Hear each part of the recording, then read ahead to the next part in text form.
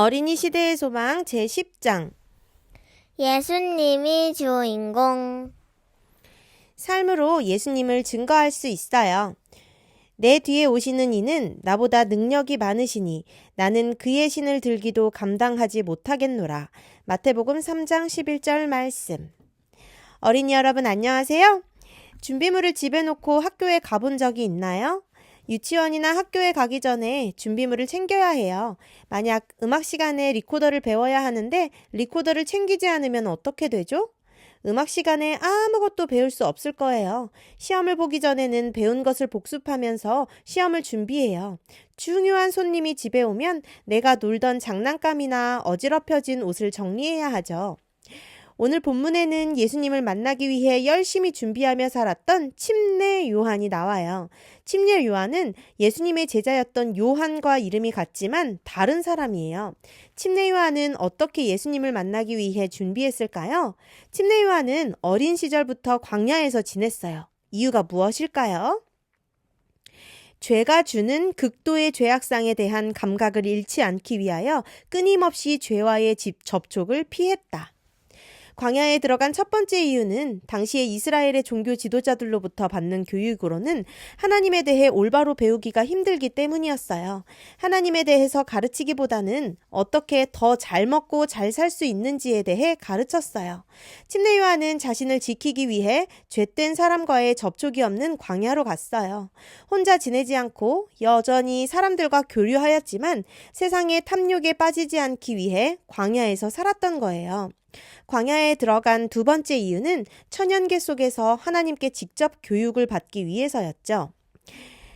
천연계와 천연계의 하나님을 배울 수 있도록 하셨다. 그곳에서 천연계와 계시와 하나님의 인도하심에 관한 교훈을 공부할 수 있었다.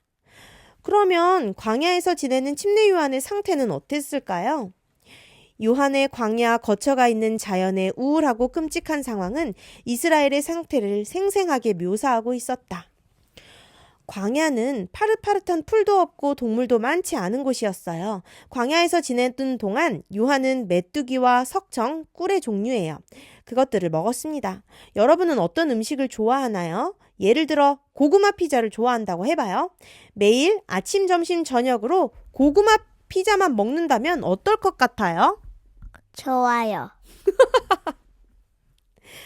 아니에요. 아마 일주일만 지나도 질려서 고구마 피자 생각이 안 날 거예요. 광야는 낮에는 태양 때문에 너무 뜨겁고 더웠어요. 반면 밤에는 어느 곳보다 추운 곳이죠.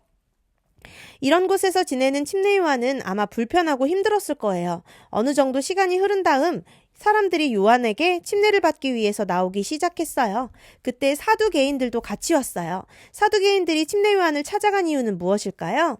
침례 요한과 친해지기 위해서 찾아온 게 아니라 감시하기 위해서예요. 흠을 찾아서 침례 요한을 괴롭히려고 했어요.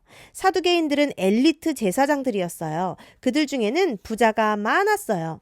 사두개인들이 찾아왔을 때 침례 요한의 마음에 이런 마음이 들 수도 있었을 거예요. 아, 나도 저렇게 잘 살 수 있었는데. 정상적인 경우라면 사가랴의 아들이 제사장직을 위하여 교육을 받게 되었을 것이다.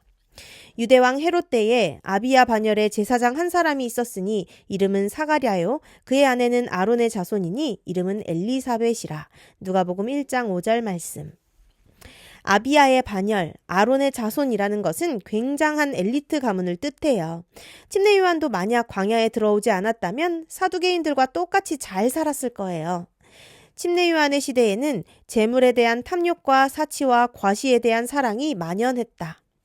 왜 이 당시 사람들은 이런 사치하고 과시하는 삶을 살았을까요? 사람들은 더 예뻐 보이기 위해서, 내가 괜찮은 사람이라는 것을 보여주기 위해서 비싼 옷도 사고 보석으로 몸을 치장해요. 내가 더 아름답고 뛰어난 사람이라는 것을 보여주고 싶기 때문이에요. 그렇게 되기 위해 열심히 살아요. 하지만 침례 요한은 달랐어요. 침례 요한은 광야에서의 생활을 한 번도 후회하지 않았어요. 침례 요한이 광야에서 살았던 이유는 자신을 통해서 예수님을 나타내기 위해서였어요.